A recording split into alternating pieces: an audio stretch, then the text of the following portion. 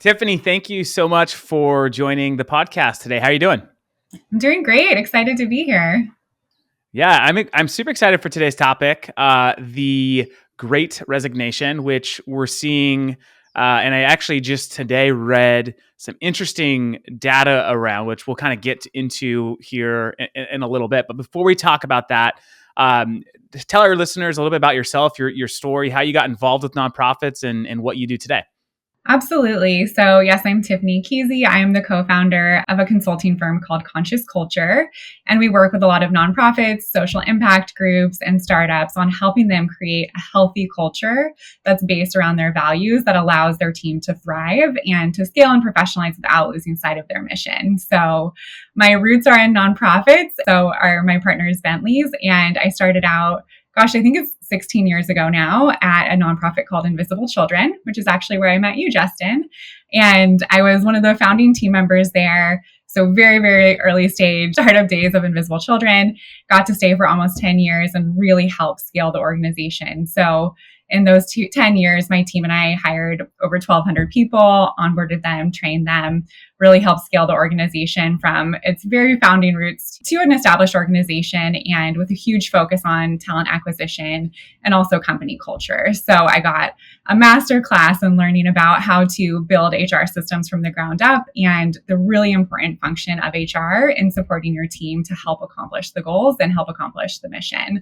After I transitioned out, I started consulting a bit with other nonprofits, other social impact groups and startups to essentially do the same thing, help them build some really great HR infrastructure that supports their people, that sets them up for success and aligns their people strategy with their organizational strategy.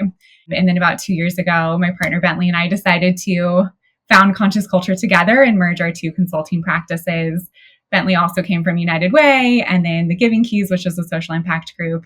So we have these deep roots in kind of nonprofits and cause-driven organizations, and that's so much of our passion as well, is helping groups really accomplish these incredible missions and make sure they're not getting in their own way with some of the culture challenges that come up as you grow. Well, I can speak firsthand to your guys' services, as Funraise obviously was a client for early on, and I'd say like up until maybe a couple of years ago.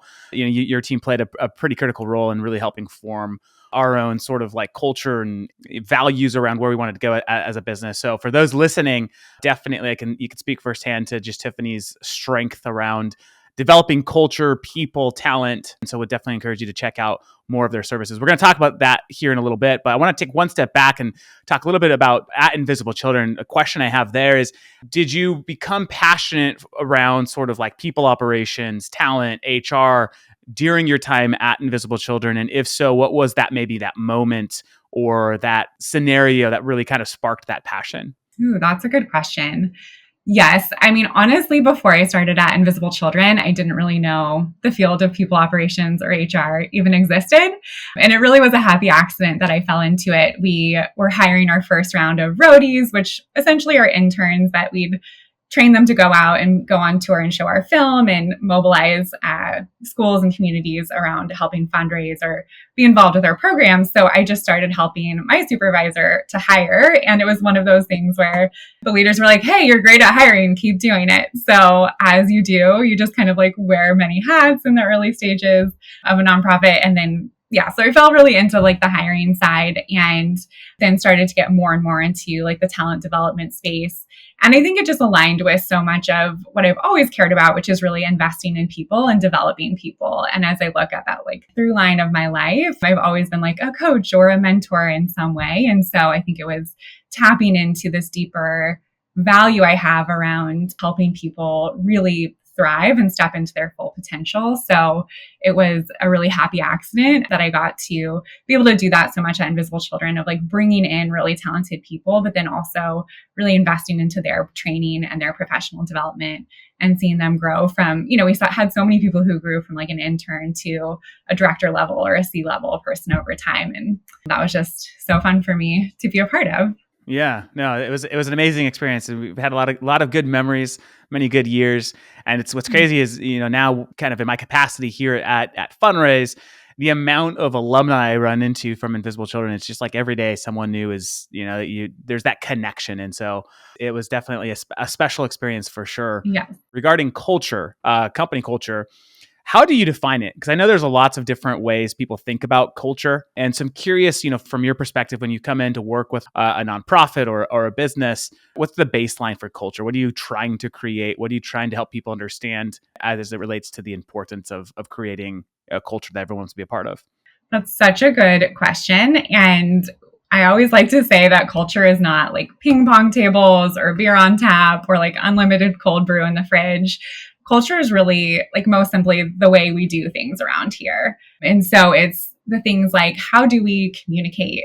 How do we make decisions? Who's involved? Do we get feedback from our team? How do we handle it when someone makes a mistake or isn't performing well? It's these much deeper things around how we treat each other and how we operate. So I think there's a real misconception that culture is about perks, and it's like, we bring dogs into the office and we have happy hours, and those things are all nice, but they're perks and people don't stay because of them. If you have like the most toxic boss in the world, like no amount of snacks or kale chips is going to get you to stay, right? Totally. Yeah. I was gonna say, like, the perks are like the amenities, right? Like those are like, oh, like those are cool, maybe nice to have. But, to your point, it's not the driving factor for someone to stay or leave, right? Right. It really isn't. At the end of the day, it's like, and especially with, I don't want to like restrict this to like net, so just the millennial generation. It's, the younger generation cares obviously about a paycheck, but more importantly, like, what's their contribution to the company goals? Like, is what I'm doing day in and day out, am I wasting time, or am I actually contributing to the bigger picture of where this company is going? Do I align with where the company is trying to go? That, to me, those are the exciting aspects of culture, because that's where you get buy-in. That's where you get loyalty. That's, I think, what keeps people around, at least from my experience and learning from you during our work together as well. Yeah, absolutely. There are some fundamental questions that every employee wants to know. And this sounds so simple, but this is kind of where culture starts: is what is my job? What do I have to do to be successful? And can I grow here? And then so much of what you said, Justin, am I aligned? Am I having an impact, right? These are the things that really matter to people. And your culture is also really based around your core values. And we got to do so much of that fun work at Funraise, was really defining what are our values. And your culture is another way to think about it, is your culture is your values as lived out through behaviors.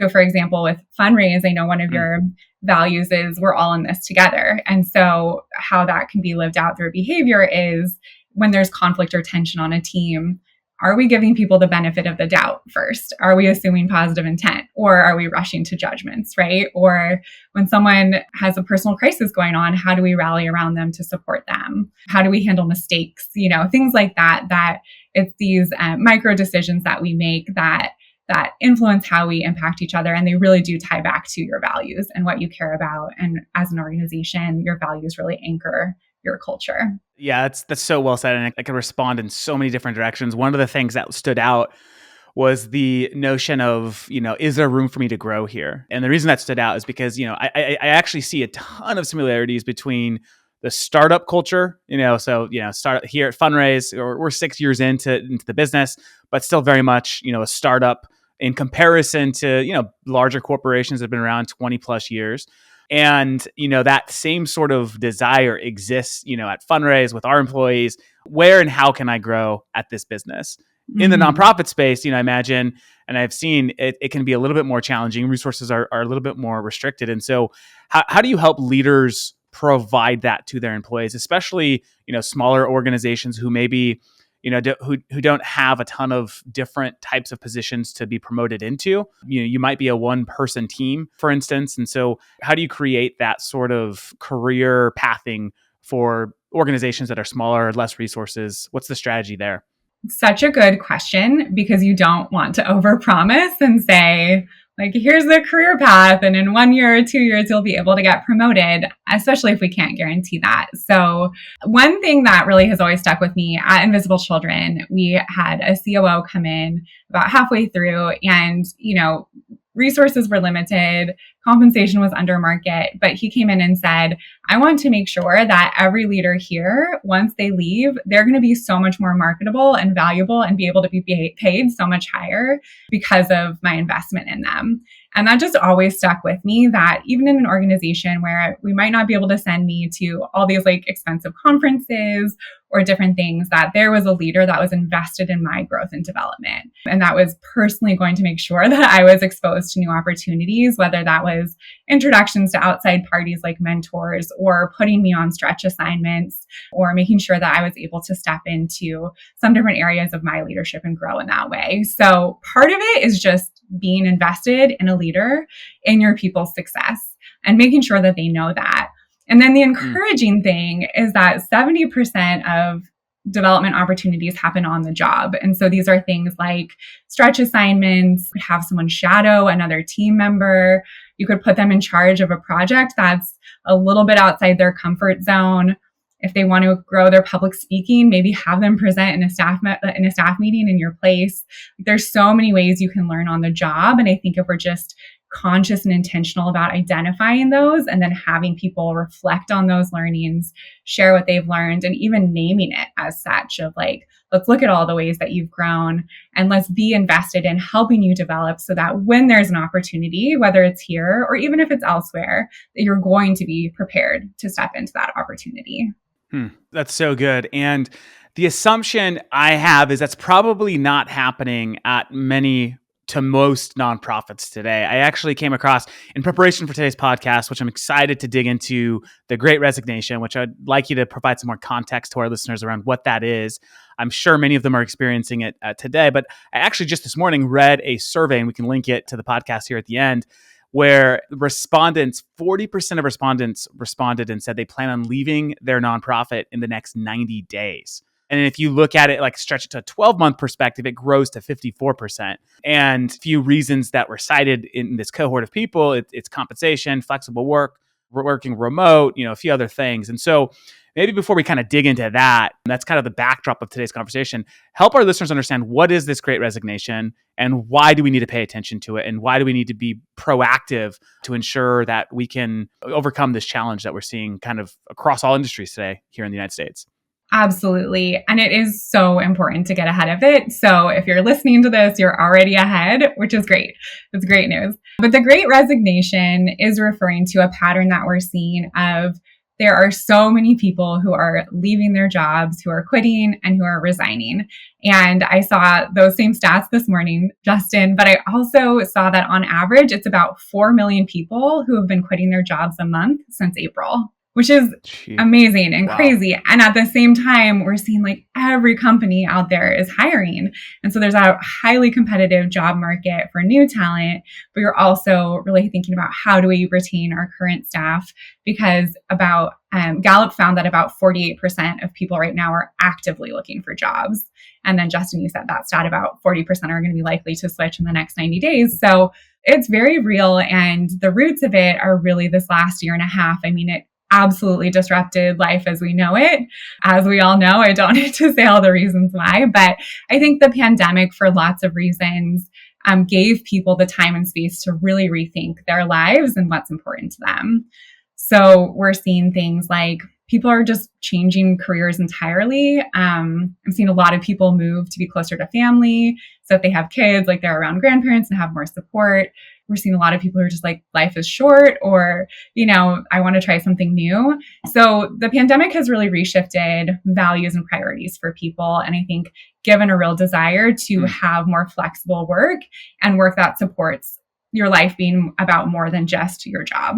So that's one thing. Yeah. I think also we're seeing so much around like racial consciousness has really increased in the last year and a half. And a lot of organizations have made commitments to DEI. And the last year and a half has shown, have you actually made good on those or not? And I think employees are getting more disillusioned with workplaces who aren't committed to creating equity internally, where they have to experience microaggressions and things like that. So I think that's another factor. And then there's two other ones. I saw a third of people are worried about returning to work. So people who want to continue to work remotely, or are concerned about the safety of going back to an office. And so if their job is making them go back to an office, a lot of people just aren't willing to do that and are looking for more remote opportunities. And then finally, there's just burnout. I mean, there's been crisis after crisis that people have been dealing with. And I think in having to deal with the anxiety and crises of the last year, people are tired of also on top of that feeling underappreciated or undervalued at their job. And I think organizations with great leadership have really survived the pandemic well, and organizations with poorer leadership or poorer culture, like there has been a real strain on the team. And so people are leaving because of burnout or misalignment with like an organization's values or how they've handled this last year and a half. Yeah, I think that, I don't have any data to back this up, so this is definitely much more of a hunch, but just spending 12 years in the nonprofit space, working in nonprofit, it has its own challenges, right? And especially if you're working on a topic that's super heavy. So in my case, the last 6 years are spent on North Korea. I could not imagine working full time at Liberty in North Korea through the pandemic, right? Because I'm worrying about this like super heavy cause that in our case was life or death in terms of the type of work that we were doing. And then there's this global pandemic that just kind of throws a huge curveball in it. And so I feel like the burnout that's being expressed in the nonprofit industry is unprecedented because of already the fatigue or the weight that the nonprofit industry carries in trying to make the world better. And so I don't know, like my feeling in talking with a lot of nonprofit leaders is just sort of like, it was a double whammy, so to speak. And so it's been good. It's been good to see things like these mental health weeks where I've seen, not just for-profits, but nonprofits actually give their entire teams, a week off just to mentally kind of detach from work and really focus on yourself and so forth. But I guess the question here is we're still seeing, and the data is showing that, employees are leaving at an alarming rate. And so what steps, and you kind of unpacked a few really great examples in the sort of explaining what this Great Resignation is all about. But what would you say are some like practical, like low hanging fruit opportunities for nonprofits to think about right away? Like do these 3 things ASAP, like you should have done them 20 years ago, but today is the next best time. What would you say are some like good starting points for organizations to really think about trying to mitigate some of this turnover? Definitely. I love that mental health day, whether it's a week or we see a lot of organizations that give Fridays off in the summer or something like that. And it's so nice when people can be off at the same time because you're not worried about your email inbox filling up or like the Slack messages or am I going to take off the day, but like get all these notifications from my boss or something. So being able to actually take off at the same time can feel more restful. And I think people, when you have PTO, you don't always feel the permission to take it. So having mental health days, I think, is very important. And even thinking about, like, Iceland just did this study about the 4-day work week, and they cut everyone's hours down to 35 or 36 hours a week. They didn't cut pay. And they lost 0% productivity. Like people were just as productive working 4 days a week as they were 5. So one thing, I know might not be doable for every organization, but like seriously consider that. Seriously consider a 4-day work week or at least like 1 3-day weekend a month. That one nonprofit I work with is doing that, where there's some months where you have a 3-day weekend because of MLK Day or 4th of July, but they're making sure that there's a 3-day weekend every month. And it's just been really nice to have those little breaks throughout the year to be able to do live things or just be able to come down off of that, the intensity that you're working with. So that would be number one, which you already touched on, Justin. And then the second thing I would say do immediately Can I comment on that? Oh, yeah. I just want to comment on that one, the first point, before we get into number 2, because it also reminded me of something I recently read. So there's the CEO I follow out of Seattle. His name's Dan Price. And if you don't follow him, you got to follow him. But he's the CEO of Gravity Payments, and he's done a lot of innovative things around taking care of his team and employees in pretty generous and incredible ways. Anyways, one of the things, he said that what remote work has shown is that employees no longer have to fake being busy. And because he's like, if you're in the office and you finish your work, but it's 3:30, you feel obligated to stick around for an hour and a half and do something that's just busy work at that point, not really adding value. But when an employee's working from home, they don't feel that same pressure to like make up a project or make something up that's not going to add any value. And so, advocating for the remote type of work. And again, not everyone loves it, but for those who do, there's a lot of value even in sort of the, whether it's increased productivity or not wasting time doing something that's just sucking an hour and a half from your life. And so anyways, wanted to mention that because I thought that was kind of correlated to the, the 4-day work week or just the overall like efficiency and productivity and so forth. So let's jump to number 2. I love that. Yes. So number 2 is, I would say, survey your employees or talk to them because they're going to be the ones who can tell you exactly what they need. I have lots of things I could tell you of. These would be the things I want you to think about or to consider, but your employees are going to know best. And before you spend all this time and money, spinning up services or programs or new benefits, talk to them and just see, what do you want, or what would have the most value or the most impact for you. And we have a great employee survey tool. I can make sure we link to it in the show notes, but just seeing where are they struggling right now? Where do they need more support? And it really might surprise you. I've done this with organizations where you can see, people just need better resources to do their jobs, and that would make them more efficient, and their morale is going to go up so much higher if they can find that efficiency in their jobs. Or it might be things like, we really want more professional development opportunities. So there's lots of kind of things that impact employee engagement and culture, but your employees are going to tell you what's going to mean the most to them. So I would say ask them and involve them when you're thinking about doing things that will either be adding benefits or making life easier or more supportive for them in this time. I think there's so much top-down decision making that happens, whether it's in the for-profit or nonprofit space, and specifically, leading up to kind of where we're at today here at Funraise, we did several surveys around understanding people's comfort level returning to the office, and if it was important to people to return to the office. And at the end of the day, we actually decided we got rid of the office. No longer we're a fully distributed team across the U.S.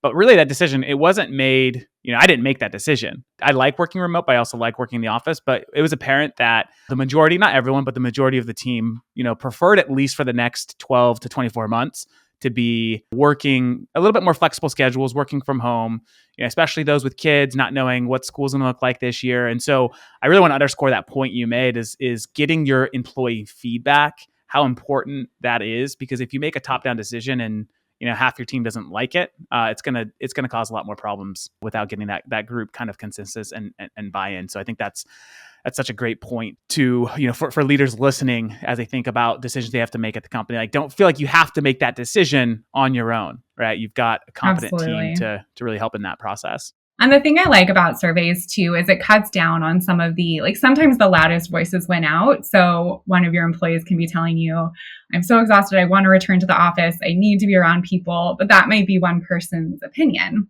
And so if you do a survey, you're able to see the patterns and the trends of, okay, well, 80% of people like working from home, 20% want to return to the office, or whatever, the distribution might be. So it also is helpful. I think it helps you have more equitable and inclusive decision making too, because you are taking everyone's perspectives into account. That's good. Absolutely. So one of the other challenges the Great Resignation is posing for nonprofits is it's on the other end. It's on the hiring end, right? I mean, the job market is more competitive than it's been in I don't know how long. I haven't seen this many nonprofits looking for a head of fundraising or head of marketing or you name the position. There's just a lot of competition in the job market today, which is good for employees, right? To ensure that they get the right compensation, the right offer, and so forth. But for organizations, nonprofits, maybe with less resources, how do they stand out? What advice would you give to an organization that's looking to make some key hires, but is just having a really hard time, whether it's from a competitive compensation perspective or other factors? How can organizations really stand out in this job market? That is the $1 million question that I feel like everyone's trying to find out right now or figure out, because it's true. It's so competitive. First, I want to say, I don't think we should discount compensation. And Justin, you had a really interesting post on LinkedIn this week I'd love to get your insight on, because oftentimes we're so under market with compensation that really it's unrealistic to try to get the type of talent we want to get. So I don't think we should completely discount it. And I think it's worth looking at how under market is our compensation, because it's going to be very hard to get top talent for that. And especially if comp is inequitable or if it's way under, what I've also seen is people might accept that job, but then after 6 months or 12 months, they're going to look for a pretty substantial raise. And if you can't offer it, then they're going to leave at that point. So that's something that I think is important to not just skip over, because it is something that people are looking for. And I don't think that's bad. I don't think it's bad that people are wanting to make sure that they're being valued for their work. But I would love your take on that, Justin, because I know this is hard and that's much easier said than done, is to try to increase the compensation. Yeah, I mean, I'll just kind of use a few different examples of about 3 years ago. So I've transitioned obviously to board at Liberty North Korea, where I was there for 5-6 years. One of the things we did about 3 years ago was we just saw how terrible the team was being paid. And the board mandated, and at first this was hard. I'd say at first half the board, we were split on this decision, but then we had good conversation around it and got everyone on board with it. But essentially we said, hey, for this next year, we want to shrink our program spend by 20%. And we want to reinvest in this team and in the executive team, all the way down to the entry level position. We want to bring compensation to a much more competitive, not just in the nonprofit market, but in the for-profit market. What would be the comparable job? We made that investment, and Liberty North Korea has had really strong retention over the last several years. And I think part of that is not just an incredible mission, but because they do compensate their team pretty well. And they know that if we're going to find the best talent, we have to pay for it. So I'm of the strong opinion, if an organization is looking to fulfill its mission, there are no shortcuts around investment in infrastructure and people. If you shortcut those two things, you're likely to either A, delay accomplishing your mission into who knows when, or B, go belly up, because you're going to have a constant cycle of people leaving, unhappy employees, and so forth. So I've been talking about this also in conjunction with, because it directly relates to an organization's financial ratios, the overhead versus program spend. A lot of organizations feel like they don't have the resources because they also have this sort of artificial mandate to spend a certain percentage on operating expenses versus, programs. And so I think that that mentality just needs to obviously be rid of in the nonprofit community, because it's not helpful. I definitely think that if you're going to market to hire a chief development officer, whether you're at $1 million organization or a $25 million organization or a $100 million organization, you're going to have to pay, a 6-figure salary for that role, right? There's just no way that an experienced fundraiser is gonna, they're going to be passionate about the cause, but at the end of the day, they still have to feed their family, right? They still have to make ends meet. And I think that the more an individual, and again, this is true whether you're in for-profit or nonprofit, if an individual, is able to meet their own needs, they're going to be a much more productive and happy employee anyways. So that's my feeling, is like, if you're trying to find an all-star, don't expect, a half-assed compensation to get you that all-star. You're not going to get it. Yeah. So yeah, I kind of rambled there, but that's my take on sort of how compensation aligns with talent, specifically in the nonprofit space. Absolutely. And I know it's an uphill battle because you're fighting against the perception of how low overhead should be, whether that's your donors or your board. But there is a real case to be made that if you bring in an all-star for that chief development officer role, they are going to be able to, the ROI is going to be so much higher. They're going to be able to bring in so much more money. And so it really is an investment. And I don't think that we often look in nonprofits, we don't look at our people as investments. And that's really short-sighted, because if you get some real talented people in, they're going to be able to drive results so much better and get you to where you want to be, instead of kind of bringing in people who are more like your C players, who are going to do the role, but aren't going to drive it forward, drive the mission forward, drive the fundraising efforts forward. So investing in your people, you really can never go wrong. And I think if you're trying to make that case, you can look at some of the stats around what is it going to cost us if we don't bring in someone incredible for this role? What's the downside there?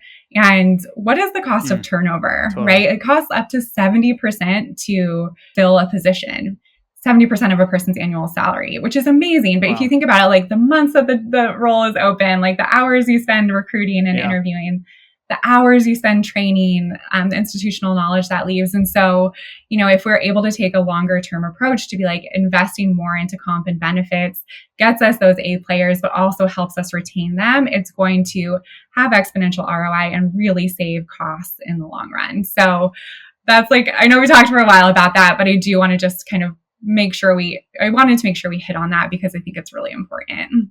One of the other things you've talked quite a bit about, which I think also addresses this point, is employer brand and how this kind of translates to recruiting, to retention, even externally to fundraising and the way donors look at an organization. And so I'd love if you could just unpack that a bit more, because I think you hear a lot about employer brand in the for-profit space. Some of the hot like tech companies that everyone knows. You think that that has Nike, not that's retail, but they have a great brand, right? Everyone wants to, everyone thinks, something about Nike. And so talk to us a little bit about employer brand and why this is important, even at the nonprofit level, for organizations to be thinking about. Absolutely. And this ties into your previous question about how do we stand out in the marketplace. So your employer brand is basically what is it like to work here? So we all know Nike's corporate brand, just do it. But what is their employer brand? What is it like to work there? What are the types of people who work there? What is the culture like? What are the values? And so your employer brand, it really is essentially your culture, or your value proposition. Why should someone want to come work for us? What are we doing that's exciting? What's the impact that we're having? What makes us stand out?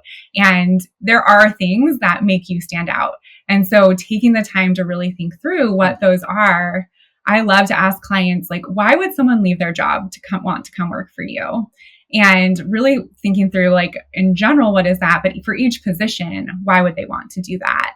And then that's part of your employer brand. So it could really be around your mission and your impact. It could also be around, if you have a really incredible team, that might be a part of it too. And maybe it is the comp and benefits, or maybe not, but there are going to be, maybe it's the flexibility, right? But what are the things that make you stand out as an employer that people really appreciate about working for you? And again, if you don't know, ask your people, what do they love about working for you? And a lot of those will be the tenets of your employer brand and your value proposition. And so if we think about that and really get clear on that, having that knowledge will help you really stand out as you're thinking about recruiting. So first, we'll talk a little bit about the recruiting space, and then we can talk more about retention. But in recruiting, I say lead with your employer brand. And a lot of organizations in general have a hard time if they just post a boring job description online and hope people apply. I'm just going to tell you, if you're posting a job description, those are boring. People's eyes will glaze over. They're not going to read them. They're not going to apply for it. So instead, we want to use that as a starting point, and then create a job posting that really is more of a marketing piece that sells what's great about your organization and what's great about this role. What impact is this person going to have? And I would get creative with this and kind of throw out the old playbook. Tell people about how your team operates, or tell them what are going to be some of their projects or maybe some of their big wins in the first year. You let your voice and your personality shine through. And if you do that in your job posting, you want the right person, your target candidate, to read that and right away be that's me. I need to apply for it. And that's a real way to stand out right now in this competitive marketplace, is to grab people's attention from the beginning and to be able to communicate that value proposition and to have them feel a little bit bought in before they even apply. So being able to write a great job posting that communicates all those things is one really tangible, really practical way to stand out in the job market and showcase your employer brand. Do you have an example of a nonprofit you've worked with that they have a remarkable employer brand? An example of what made it remarkable, or what stood out to you? Yes, it's something we worked at really hard at Invisible Children. And so we went through this exercise and really put out what is our employer brand, and spent a ton of time on that. But just for the sake of referencing another organization, when I was at Invisible Children, we would also really look at Charity Water and their employer brand. And I would study their website and be how are they communicating it? And I remember the first thing when you went to their careers page is it said come change the world with us. And so right away, if you're someone who wants to change the world, you're like, yeah, like I want to do that. I'm bought in. And then as you scroll down, I think part of their value proposition was that they were in New York. And so they had something about their location and being based in New York. They had all these photos of like their team and team activities and events that they do. So you could see like, oh, this is a fun team. There's camaraderie. There's like, I would get to work with cool and fun people. And then they might have listed out their benefits. I'm not sure. But that was one that I really admired at the time and again studied to see like how are they communicating what's really great about working there. And I would assume that they did this. I know we did at Invisible Children. We were trying to pull talent, not just from the nonprofit sector. So you do want to be competitive out in the broader sector as well. So that was one organization that I looked to. But I think there's nothing wrong with looking at like the Apples and Nikes and like looking at the career pages and seeing like what are they communicating and how do we do this in our own way, and making sure you do have like a jobs page or a career page and you talk about what's unique about you. Put your values on there too, because again, people who are aligned are going to be excited and they're going to self-select in. And you're already doing a little bit of that like selection before people even apply, because people are like, ooh, I love those values. I definitely want to work here. So make your job postings great and then have a career page that showcases your employer brand.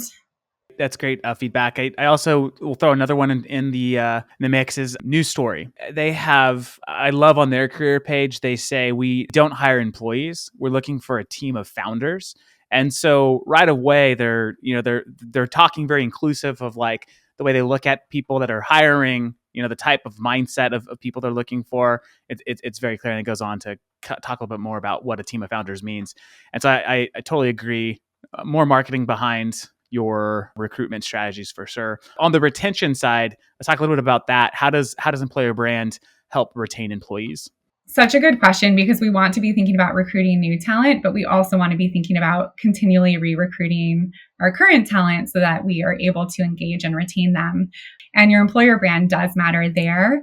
And it's less about like the branding and the marketing, because people are like a part of the organization. They understand the nuance, but I think being able to come back to those things that do motivate people. So again, if you know from your staff what motivates them, what drives them, how do you make sure you revisit that on a continual basis? And I would venture to guess that impact is one of those things, that like seeing a real impact from seeing how their job contributes to the mission, seeing the impact on like the end user, that's going to be motivating. And so making sure you're coming back to that in your communication, in your all hands, like sharing stories of ways that your team have accomplished your mission in small ways and in large. And so one thing that I love that we did at Invisible Children is we continued to like almost every one of our all hands meetings, we'd have people share like inspiring stories from the week or the month. And it would always like remind us of like why we're here and why we're doing what we're doing, and kept people motivated and engaged. So whatever in your employer brand, your company culture is motivating people to stay, like make that a part of your like internal like rituals and communication, so that you're coming back to it and reminding people of why they're here and what matters to them. That's so true. And I think one thing I'd add, what I've learned, especially at Funraise, is we have a Slack channel. It's called Boom, and it's a channel to celebrate victories, right? And celebrate victories as a company, or celebrate individual employees and their accomplishments. You can give out like bonusly points and to people and things like that. And so it's a great channel, and it's all like very positive and uplifting. But we've also gotten some feedback where people are like, hey, like we want to know like what are the challenges that the business are facing, because we want to dig into that. We want to be helpful and contribute towards like how can we, what are the hard things that are going on? They can't all be like roses and butterflies, right? Like what are some of the challenges? And I've learned that like the more transparency we as leaders offer around the business challenges, the more buy-in you also get, right? It's just more real, it's more honest, and it brings your team into helping problem solve, because, no one person can solve every single problem on their own. And so I also think of, when I think of employer brand, is just a level of transparency where there's just an understanding around where the organization is at from an operating perspective as well. And, I know there's some debate around how much is too much information and so forth. I've just learned that the more transparent, the better, the outcomes generally are. And so I don't know if you have any comments around that, but that's something I've been learning here at Funraise and think it's an important element of retention and keeping your team just inspired, outside of the, as again, the roses and the butterflies. Absolutely. I think people really want to be kept in the loop and they feel very trusted when you're transparent with information because you are trusting them with that information and trusting that they have the maturity to handle that, whether it's, bringing them in on budgets or strategy. And then you're also inviting their opinion. So it engages them in so many ways to be transparent. And if you're worried about being transparent, I would just say start somewhere. And you don't have to publish everyone's salaries or things like that. But increasing transparency over time does communicate a lot of trust in your people and empowerment in your people. And those are also things that are incredibly motivating for people to be able to stay on if they feel like they're trusted, they're empowered, and they're given information that is going to help them do their jobs better. I mean, essentially, by being more transparent, that does give people really helpful information and criteria that they can use to make decisions in their role.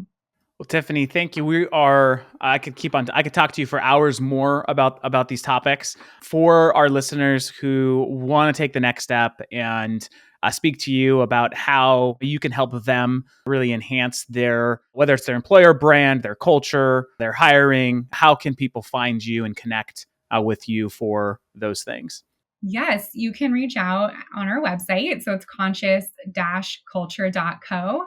And we have a contact us form. So you can just reach out to us and we'll get in touch. You can follow us on LinkedIn, Conscious Culture, and Instagram. I believe it's consciousculture.co on Instagram. But we also just send out a ton of really great resources to our email list. And so we'll make sure you have that. I'll link in the show notes if that's all right, Justin, the engagement survey that I mentioned, and make sure you have our website and everything so that you can reach out. And then we are going to be offering a course this fall on how to create a really compelling job posting that stands out. So we can offer a 50% off discount, nonprofit nice. Discount to any of the Funraise listeners. Yes, for Nonstop Nonprofit. So we'll make sure if you get on our email list, you'll be notified when that course is live and you'll be able to use that discount code. Awesome. Well, Tiffany, thank you so much for taking the time to come onto the podcast today. We really appreciate it and look forward to seeing how things continue to progress. And hopefully we can turn around this Great Resignation and see happy, healthy employees. Absolutely. I think the last thing I'll say is this might sound really intimidating, the Great Resignation. I think it's a challenge, but it's also a real opportunity.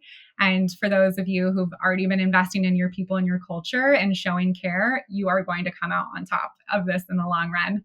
And if there's room for you to grow, just start now. And I think you'll still come out ahead. So this was so great to talk about today, Justin. Thanks so much for having me. Absolutely. Thanks, Tiffany. Have a great day. You too.